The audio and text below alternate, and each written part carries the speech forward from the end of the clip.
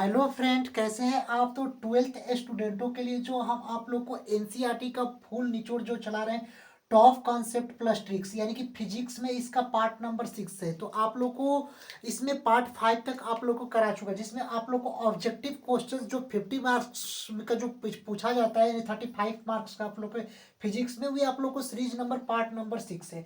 Total इसमें classes 45 classes चलाऊंगा, exam oriented जो ऑब्जेक्टिव क्वेश्चंस जिसमें बनते हैं, यानी जिस टाइप का ऑब्जेक्टिव क्वेश्चन कैसे बनते हैं, इसमें फुल एनसीईआरटी का निचोड़ रहेगा। अभी तक पार्ट 5 तक वीडियो नहीं जाकर देखे तो जाकर the real coach defence academy के यूट्यूब चैनल पर देख लेना है। और आप लोग को ये बता देता हूँ कि उसमें इलेक्ट्रिक्स फील्ड, गॉस का नियम, ये सारे जो टॉपिक्स है, आप लोग को जिस टॉपिक से क्वेश्चन एग्जाम पैटर्न में जो पूछा जाता है, जो क्वेश्चन जहाँ से ऑब्जेक्टिव क्वेश्चन बनते हैं, वे वाला वहां से हम स्टार्ट करेंगे। और वीवीआई जिससे 5 मार्क्स का भी जिस टॉपिक से बनता है, इसमें इंक्लूड रहेगा। यानी 45 डेज का ये क्रैश कोर्स है, और यही से इसी में से पेपर में आएगा।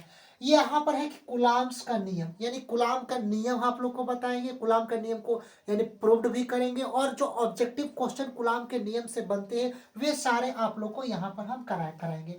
सबसे पहले हम चलते हैं कुलाम्स का नियम, यानी कुलाम लॉ है क्या, यानी जो ये कुलाम का नियम होता है, ये कुलाम्स लॉ यानी कि है क्या।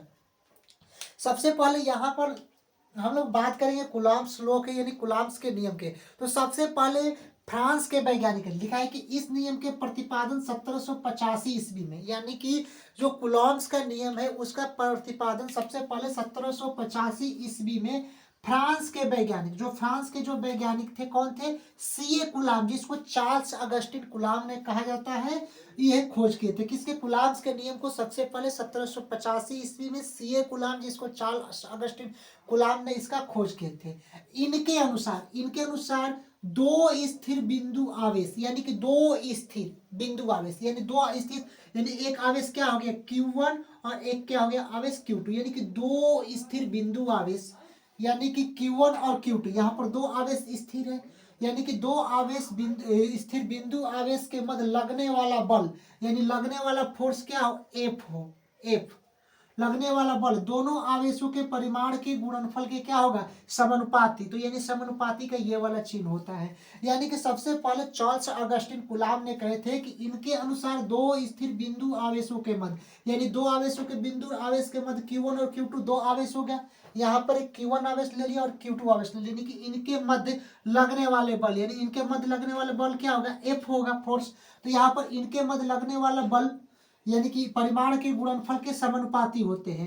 तो परिमाण के गुणनफल का समानुपाती का चिन्ह ये हो गया, तो F समानुपाती Q1 इंटू Q2, जिसको इक्वेशन हम लोग फर्स्ट मान लिए, तथा उनके बीच के दूरी के गुणनफल के व्युत्क्रमानुपाती होते हैं। तो जो फोर्स होते हैं उनके बीच के दूरी क्या हो गया, ये R हो गया। तो ये बीच के दूरी R के गुणनफल के व्युत्क्रमानुपाती होते हैं, यानी कि व्युत्क्रमानुपाती क्या, बीच के दूरी F हो गया, और एक बल हो गया समानुपाती 1/r², इनके क्या हो गया, बीच के दूरी हो गया। तो इनके बीच के दूरी के गुणनफल के F समानुपाती 1/r के व्युत्क्रमानुपाती होते, ये क्या हो गया, कूलॉम्स का नियम हो गया। यानी कूलॉम्स का नियम क्या कहलाता है कि दो स्थिर बिंदु आवेश, यानी Q1 और Q2 दो स्थिर बिंदु आवेश है, समझ लेना। इनके मध्य लगने वाले बल F हैं, लगने आवेशों के परिमाण के गुणनफल के समानुपाती, जो आवेश होते हैं उनके परिमाण के गुणनफल के ये समानुपाती होते हैं, तथा उनके बीच के दूरी, यानी कि इनके बीच के दूरी के व्युत्क्रमानुपाती होते हैं। तो बीच के दूरी r है यहाँ पर, और इनके व्युत्क्रमानुपाती 1/r² हो गया। तो यहाँ पर कुलाम्स का नियम, यानी कि समीकरण फर्स्ट और समीकरण सेकंड को हम लोग क्या करते हैं, जोड़ देते हैं। तो यहाँ पर एफ लिखे, जो एफ दिया है एफ लिख देंगे समानुपाती Q1 Q2 जोड़ेंगे, और डिवाइड बाई 1/r² है, तो यहाँ पर r² लिख देंगे, गुणे 1 लिख देंगे। तो टोटल ये 1/r², तो गुणा करेंगे तो वही होगा, तो 1/r² लिख देंगे। एफ समानुपाती Q1 इंटू Q2/r²। एफ बराबर, अगर समानुपाती का चिन्ह कहीं भी हटेगा तो के एक नियतांक आएगा, के Q1 इंटू Q2/r²। अब यहाँ पर तो ये कुलाम्स के नियम का प्रूव्ड हो गया कि एफ बराबर के Q1 इंटू Q2/r², ये कुलाम्स का नियम कहा जाता है। अब यहाँ पर तो क्वेश्चंस में अगर आएगा 2 नंबर से 5 नंबर में, तो ये कुलाम्स के नियम को तो आप लोग प्रूव्ड कर दिए, लेकिन अब यहाँ से ऑब्जेक्टिव क्वेश्चन अगर 5 मार्क्स में पूछेगा तो यहाँ तक तो आप लोग प्रूव कर दिए 5 मार्क्स का। लेकिन अब अगर हम बात करेंगे ऑब्जेक्टिव क्वेश्चंस कैसे बनते हैं, या जो न्यूमेरिकल वाले, इस पर न्यूमेरिकल वाले भी क्वेश्चंस आते हैं, तो कैसे आते हैं। यहाँ पर Q1 और Q2 क्या है, चार्ज है, आवेश है, और आप लोग को R क्या है, दूरी है। यहाँ तक आप लोग समझ गए।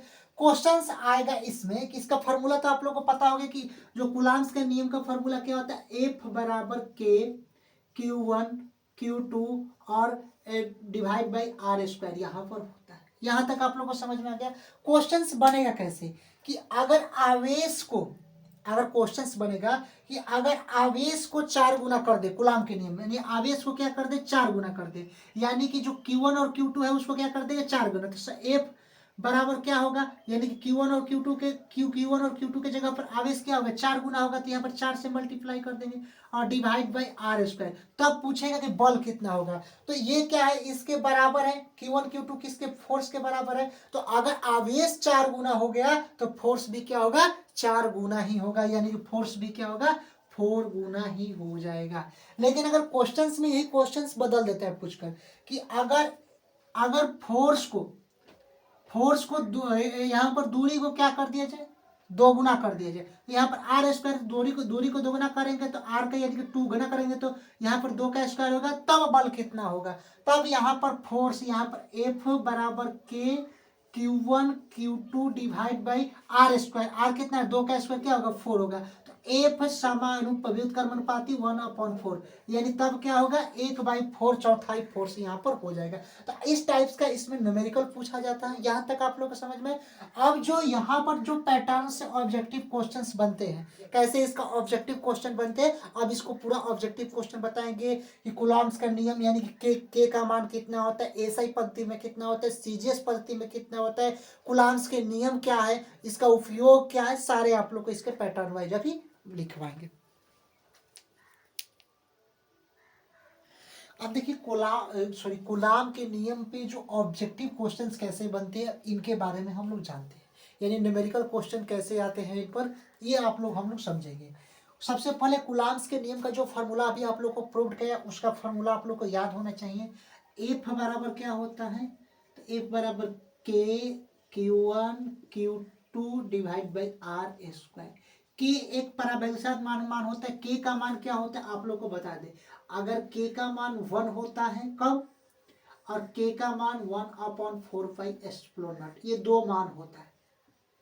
अब 1/4 को हम लोग क्या बोलते हैं, तो यानी कि इसको देखिए के का मान 1 होता है, अगर के का मान 1 और के का मान 1/4 ये 2 मान होते हैं, यानी के बराबर इसको हम 1/4 को क्या लिख सकते हैं, के बराबर 9 गुणे 10 के पावर 9 भी हम लोग लिख सकते हैं। के ही मान को 9 गुणे 10 के पावर 9 हम लोग लिख सकते हैं। तो ये क्या होता है कि के का मान यहाँ पर होता है। तो ये आप लोग को जो न्यूमेरिकल क्वेश्चन है इसमें आप लोग को के का मान कितना पुट करना है, 9 गुणे 10 के पावर 9 में। लेकिन अभी न्यूमेरिकल क्वेश्चन नहीं है, ये आप लोग को न्यूमेरिकल क्वेश्चन है, लेकिन अभी के का मान यहाँ पर रखने को नहीं देगा। आया समझ में। और देखिए के का मान 1 कब होता है, अगर एसआई पद्धति की बात की जाए। एसआई पद्धति मतलब होता है एसआई पद्धति और के बराबर 1/4 या 9 गुणा 10 के पावर 9 कब कहा जाता है, जब ये सीजीएस पद्धति होता है तब इसका मान क्या होता है, 1/4 या के बराबर 9 गुणा 10 के पावर 9। यानी के का 3 मान होता है। अगर एसआई पद्धति में अगर के का मान किया जाए तो 1 होता है, और सीजीएस पद्धति की बात के का मान करें तो 1/4 या के बराबर 9 गुणा 10 के पावर 9 होता है। लेकिन अब यहाँ हम लोग को तो इतना ही जरूरी नहीं, लेकिन क्वेश्चन में पूछ देता है कि के का मान होता है सीजीएस पद्धति में, तो आप लोग 9 गुणा 10 के पावर 9 मारना है सीजीएस में, और एसआई पद्धति की बात बोले तो के इक्वल टू क्या होता है, 1 होता है। लेकिन अब आते हैं न्यूमेरिकल पर। पहले कूलाम का जो फॉर्मूला होता है एफ बराबर के Q1 Q2 by divide by R square होता है। क्वेश्चन क्या दिया रहा है कि 2 आवेशों के मध्य बल F है, यानी कि ये 2 आवेश Q1 और Q2, कूलाम्स के नियम के बल पूछ रहे हैं तो कूलाम्स के नियम पर आ जाना है टॉपिक्स में। क्या कि 2 आवेशों के मध्य बल F है, तो Q1 और Q2 2 आवेश है, और इसके मध्य जो फोर्स क्या है, F है। क्वेश्चन आ गया, यदि उनके मध्य की दूरी 3 गुनी कर दिया जाए, ये जो आर स्क्वायर है इसको हम लोग क्या कर दिया जाए, 3 गुनी कर दिया जाए, यानी कि आर स्क्वायर, तो ये मध्य की दूरी R3 है और यहाँ पर स्क्वायर है, तो यहाँ पर हम लोग क्या लिख देंगे, 3 गुनी कर देते हैं, कर दिया जाए, 3 गुनी कर दिया जाए। तो आवेशों के मध्य बल होगा। अब Q1 और Q2 के मध्य बल क्या होगा, तो यहाँ पर हम लोग F लिख देंगे और इक्वल टू Q1 और Q2, यानी कि Q1 और Q2 है तो Q1 और Q2 लिख देंगे, Q1 और Q2। अब R स्क्वायर करके जगह पर 3 का स्क्वायर क्या लिख दें 9, तो इसके मध्य बल क्या हो जाएगा Q1 और Q2 के मध्य F बाई क्या हो जाएगा 9 हो जाएगा। कोई ऑप्शन F बाई 9 आ रहा है, जो ऑप्शन नंबर सी वाले में F बाई 9 आ रहा है। तो ऐसे न्यूमेरिकल पूछ देगा न्यूमेरिकल में भी कि अगर फोर्स को 4 गुना कर दिया जाए तब आवेश कितना हो जाएगा। तो अगर फोर्स और आवेश दोनों क्या होते हैं बराबर हैं, तो अगर फोर्स को 4 गुना किया जाए तो आवेश भी 4 गुना हो जाएगा। यहाँ इस टाइप्स के न्यूमेरिकल यहाँ पर आप लोग को पूछा जाता है। यहाँ तक आप लोग को समझ में आया। अब कुलाम्स के नियम के जो आप लोग को ऑब्जेक्टिव क्वेश्चंस कैसे बनते हैं, अब इसका कंसेप्ट आप लोग को कराएंगे। ये तो आप लोग कुलाम्स के नियम पढ़ दिए, कुलाम्स के नियम के न्यूमेरिकल कैसे आता है। अगर कुलाम्स के नियम को सिद्ध करने के लिए कहे तो 5 नंबर का पहले सिद्ध करने के बता दिए। कुलाम्स के नियम में 1 नंबर या 2 नंबर का न्यूमेरिकल भी आ जाता है, ऐसे 1 नंबर का, तो यहाँ पर न्यूमेरिकल भी आप लोग कुलाम्स के नियम से बना सकते हैं। अब कुलाम्स के नियम के बारे में समझेंगे कि के का एसआई पद्धति में मान कितना होता है, सीजीएस पद्धति में मान कितना होता है, कुलाम्स के नियम कब लागू होता है, ये सारे आप लोग को पैटर्न बताएंगे। और ये एनसीईआरटी का फुल निचोड़ है, क्लास नंबर 6 है। क्लास नंबर फर्स्ट में आप लोग को पहले बताए थे विद्युत क्षेत्र की तीव्रता, गॉस का प्रमेय, विद्युतीय फ्लक्स, और जो भी है आप लोग को पार्ट ये 6 नंबर है। तो पार्ट 5 तक नहीं देखे तो बेसिक कंसेप्ट से लेकर आप लोग के एनसीईआरटी निचोड़, और ये ऑब्जेक्टिव क्वेश्चंस के लिए बहुत ही क्या होगा बेनिफिशियल साबित होगा। अब कुलाम्स के नियम का अब ऑब्जेक्टिव क्वेश्चंस का की पॉइंट आप लोगों को बताने जा रहे हैं, यानी कुलाम्स के नियम का की पॉइंट, जहां से आप लोगों को ऑब्जेक्टिव क्वेश्चंस कहां से बनता है। अब ये इसको आप लोगों को बताने चलता हूं। कुलाम्स का नियम, कुलाम के नियम का सूत्र क्या होता है, आपको डायरेक्टली फॉर्मूला में आ जाएगा कि कुलाम्स के नियम का सूत्र क्या हो जाता है। तो एफ बराबर क्या होता है के Q1 Q2 divide by R square होता है।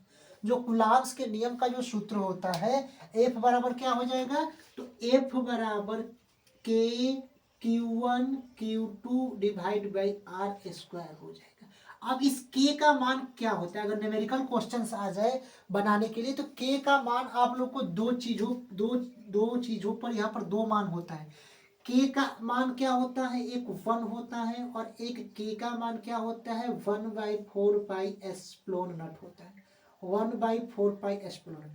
के का मान 1 कब होता है, अभी आप लोग को बताए हैं कि जो के का जो मान 1 होता है आप लोग को सीजीएस पद्धति में होता है। किस पद्धति में होता है, तो के का मान अगर 1 आप लोग को पता है तो किस पद्धति में होता है, तो सीजीएस पद्धति में जो के का मान क्या होता है 1 होता है। लेकिन अगर एसआई पद्धति की बात कर जाए, तो एसआई पद्धति में, अगर एसआई पद्धति में के का मान 1/4 पाई एप्सिलॉन नॉट होता है। इसी को भी हम लिख सकते हैं 9 गुणे 10 के पावर 9 भी हम लिख सकते हैं।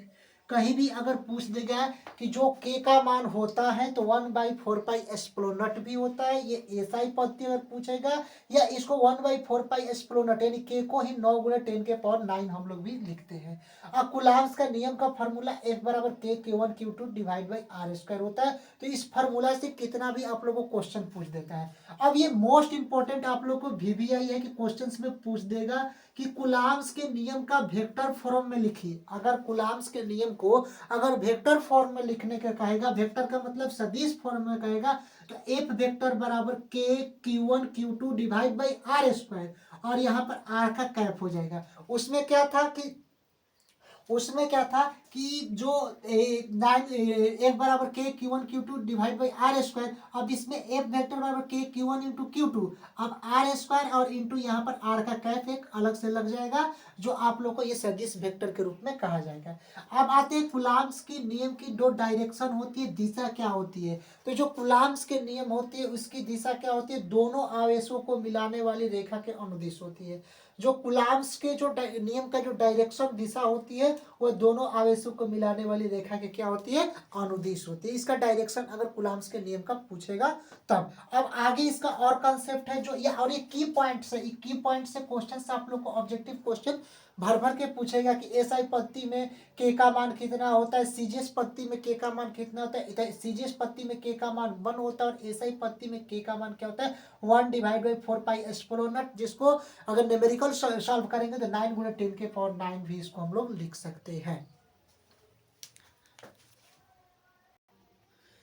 अब देखिए क्वेश्चंस कैसे पूछेगा कुलाब्स के नियम से। थ्री टाइप्स आप लोग को बता दिए। अब ये की पॉइंट नंबर 4 है, के को हम लोग क्या कहते हैं, जो यहाँ पर हम के आप लोग को बताए हैं, जो के क्या होता है, माध्यम का परावैद्युतांक, जो मीडियम का जो परावैद्युतांक या अपेक्षिक विद्युतशीलता के नाम से जाना जाता है। के किसको नाम से जाना जाता है, तो माध्यम का परावैद्युतांक का और अपेक्षिक विद्युतशीलता के नाम से के जाना जाता है। के का मान माध्यम पर निर्भर करता है, ये मीडियम पर निर्भर करता है। जो के जो होता है माध्यम का परावैद्युतांक, ये किस पर निर्भर करता है, तो यहाँ पर माध्यम पर निर्भर करता है। क्वेश्चन आ जाएगा कि परावैद्युतांक निर्भर करता है, तो किस पर निर्भर करता है, माध्यम पर निर्भर करता है, दूरी पर निर्भर करता है, क्षेत्रफल पर निर्भर करता है। तो के का मान जो निर्भर करता है माध्यम पर निर्भर करता है। हवा या निर्वात के लिए के का मान कितना होता है, अगर हवा आ जाए, जहां पर निर्वात का मतलब जहां पर कुछ भी ना हो, जहां पर शून्य हो, तो वहां पर अगर आ जाए निर्वात के लिए या हवा एयर के लिए आ जाए, तब के का मान क्या हो जाता है, 1 होता है। यही माध्यम का परावैद्युतांक का मान 1 कब होता है, हवा या निर्वात के लिए। जो अगर बात करते हैं हवा एयर के लिए बात करें, या जहां पर कुछ भी नहीं पहुंच सकता है, निर्वात के लिए के बराबर क्या होता है, 1 होता है। धातुओं के लिए के का मान कितना होता है, ये इंपॉर्टेंट है। सारे तो की पॉइंट से क्वेश्चन आते हैं, इंपॉर्टेंट है, लेकिन ये भी है इंपॉर्टेंट है इसमें भी, कि धातुओं के लिए के का मान कितना होता है। मेटल्स के लिए इन्फिनिटिव, इसको अनंत भी कहते हैं। अगर क्वेश्चंस में आ जाएगा कि कॉपर के लिए परावैद्युतांक का मान कितना होता है, कॉपर के लिए जो क्वेश्चंस में आ जाएगा परावैद्युतांक का मान कितना होता है, ऑप्शन ए 1 हो जाएगा, ऑप्शन बी 0 हो जाएगा, ऑप्शन सी इन्फिनिटिव हो जाएगा, option D none of these हो जाएगा। तो हम लोग को पता है कॉपर क्या है, मेटल है, और कॉपर धातुओं के लिए परावैद्युतांक का मान इन्फिनिटिव यानी अनंत हो जाएगा, जो ऑप्शन नंबर सी यहाँ पर राइट हो जाएगा। तो ऐसे क्वेश्चन प्रीवियस ईयर में पूछे गए हैं। अब आते हैं एस्प्लोन नट की मान कितना होती है। तो एस्प्लोन नट का जो मान होता है 8.854 गुणा 10 के पावर -12, ये सी स्क्वायर यानी क्या होता है, कूलॉम का स्क्वायर प्रति न्यूटन मीटर स्क्वायर होता है एस्प्लोन नट का मान। गुलाम बल कैसा फॉल है, तो कंजर्वेटिव फोर्स है, यानी कि संरक्षित बल है। जो गुलाम जो फोर्स होते हैं संरक्षित बल है। तो गुलाम के नियम से यहाँ तक ऑब्जेक्टिव क्वेश्चन, 5 मार्क के क्वेश्चन, वीवीआई क्वेश्चन, यहीं से क्वेश्चंस आप लोग को बनते हैं। तो अब चलते हैं, मिलते हैं नेक्स्ट वीडियो की ओर, और नेक्स्ट वीडियो में आप लोग को आएगा विद्युत विभव। विभव क्या है, विभव क्या है, इसके बारे में इस टॉपिक से आएगा। यानी कि इलेक्ट्रिक फील्ड एंड चार्ज का पूरा आप लोगों को कंसेप्ट यानी कि 6 पार्ट तक खत्म कर दिए। इलेक्ट्रिक पार्ट से फील्ड से जहां जहां से क्वेश्चंस बनते हैं, अब इसके जो प्रीवियस ईयर क्वेश्चंस भी कराएंगे। पहले इलेक्ट्रिक फील्ड खत्म कर दे, उसके बाद विभव के खत्म कर दे, और इलेक्ट्रिक कैपेसिटेंस का खत्म कर दे, और एक इलेक्ट्रिक करेंट्स का खत्म कर दे। उसके बाद टॉप 500 इलेक्ट्रिक्स का क्वेश्चंस लाएंगे, उसके बाद ये खत्म कर देंगे। उसके बाद मैग्नेट का कंसेप्ट लाएंगे, फिर एग्जाम यानी 45 डेज का क्रैश कोर्स है, 45 डेज में ये आप लोग को एंड कर देंगे। मिलते हैं नेक्स्ट वीडियो की, और तब तक के लिए जय।